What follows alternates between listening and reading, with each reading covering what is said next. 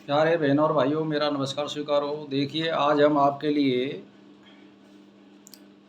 कालसर्प योग से बनने वाले योग बताएंगे। कौन कौन से योग होते हैं, तो इसमें ध्यान दे करके सुनिए। वास्तव में कालसर्प योग में अशुभ परिणाम ही प्राप्त होते हैं, परंतु कुछ विशेष ग्रहों की युति होने पर अशुभ परिणामों से पहले की अपेक्षा और वृद्धि हो जाती है। निम्नलिखित योग में कालसर्प योग तीव्रतम अशुभ फल प्रदान करता है। जैसे मान के चलो, किसी की कुंडली में कालसर्प योग भी है और यहाँ पर कोई ग्रह राहु से युति कर रहा है, तो उसका फल भी ज़्यादा अशुभ होगा।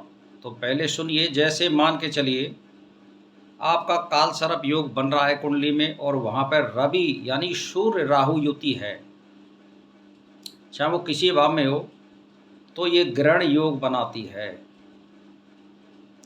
अच्छा, अब जैसे चंद्र राहु युति ये ग्रहण योग बनाती है, मंगल राहु युति अंगारक योग बनाती है, बुध राहु युति जड़त्व योग बनाती है, गुरु राहु युति चंडाल योग बनाती है, शुक्र राहु युति अमोत्तक योग बनाती है और शनि राहु युति नंदी योग बनाती है।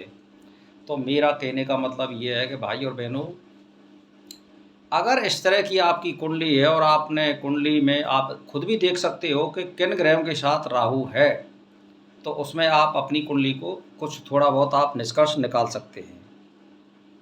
तो देखिए, जन्म कुंडली में अगर किसी की में पंच महापुरुष योग बना हुआ है, जैसे मान के चलिए कि ये सारे योग राहु कालसर्प योग बन रहा है और ये मैंने 6-7 योग बताए हैं, ये भी बन रहे हैं, और वहाँ पे काल महापुरुष योग बन रहा है उस कुंडली में, पंच महापुरुष योग। जैसे स्वय राशि का मंगल हो, स्वय राशि का बुध हो, उच्च राशि का हो, या गुरु उच्च राशि का हो, मंगल उच्च राशि का हो, स्वय राशि का हो, शनि जो है उच्च का हो या स्वय राशि का हो और केंद्र में हो 1, 4, 7, 10 में।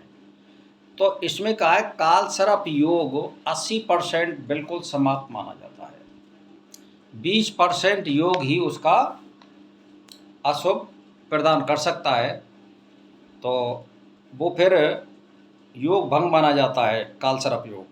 अगर केंद्र में स्वय राशि व उच्च का शुक्र हो तो मालव योग होता है, मैंने बता दिया आपको ये जो भी है। और अगर केंद्र में स्वय ग्रही बुध हो तो भद्र योग होता है, केंद्र में अगर स्वय ग्रही उच्च का मंगल हो तो रोचक योग होता है, केंद्र में उच्च या चंद्र मंगल योग हो तो लक्ष्मी योग बनता है, कालसर्प योग उच्च का बुध सूर्य हो तो बुधादित्य योग बनता है आदि। ये ग्रह होने पर ये योग फिर समाप्त हो जाता है, इसका कोई असर नहीं होता है ज़्यादातर। तो मेरा कहने का मतलब ये, अपनी कुंडली में किसी ज्योतिषी पे या कोई जानने वाले जो इस ज्योतिष में जानकार हो उस पर अपनी कुंडली को दिखा लें कि क्या स्थिति है हमारी कुंडली में। यदि वृष, सिंह, वृश्चिक, कुंभ इन राशियों में से किसी भी एक राशि में का लगन हो और त्रिकोण स्थान में राहु रवि का योग हो तो जातक को अत्यंत शुभ फल प्राप्त होता है। ये भी मैं बता रहा हूँ कि आपको कोई अगर वो युति भी है तो कहाँ शुभ फल मिलेगा। यानी वृष, कन्या, वृश्चिक और कुंभ राशि हो का लगन हो और त्रिकोण स्थान में यानी 5 और 9 में राहु और सूर्य का योग हो तो माँ शुभ फल देगा, अशुभ फल नहीं देगा। ये खंडन का योग है। यदि कुंडली में तीसरे, छठे, 11वें भाव में किसी भी भाव में शुभ ग्रह से युक्त राहु हो तो सभी दुख दूर हो जाते हैं। और यदि कुंडली में तीसरे, छठे, 8वें, 11वें भाव में से किसी एक भाव में मेष राशि या सिंह राशि में राहु हो तो प्रबल राजयोग बनाता है, यहाँ पर ये राजयोग बना देता है। यदि किसी कुंडली में लगन में तीसरे, चौथे, 7वें, 9वें, 10वें में से किसी एक भाव में राहु या केतु कारक ग्रह के साथ हो तो जातक को शुभ फल प्राप्त होते हैं। यदि कुंडली में 5 में 90 का स्वामी चंद्र हो और चंद्र राहु का योग 5 में 90 भाव में हो तो जातक को शुभ फलों की प्राप्ति होती है। यदि जन्म कुंडली में मेष, कर्क, तुला, मकर का लगन हो तथा केंद्र में राहु चंद्र युति हो तो शुभ फल कारक होती है। यदि कुंडली में राहु दूसरे तथा मंगल 7वें भाव में हो तो पति पत्नी की मृत्यु होती है, ये अशुभ है। यहाँ पर यदि किसी जातक की कुंडली में, स्त्री जातक की कुंडली में 8वें भाव में मंगल केतु की युति हो तो वह स्त्री विधवा हो जाती है।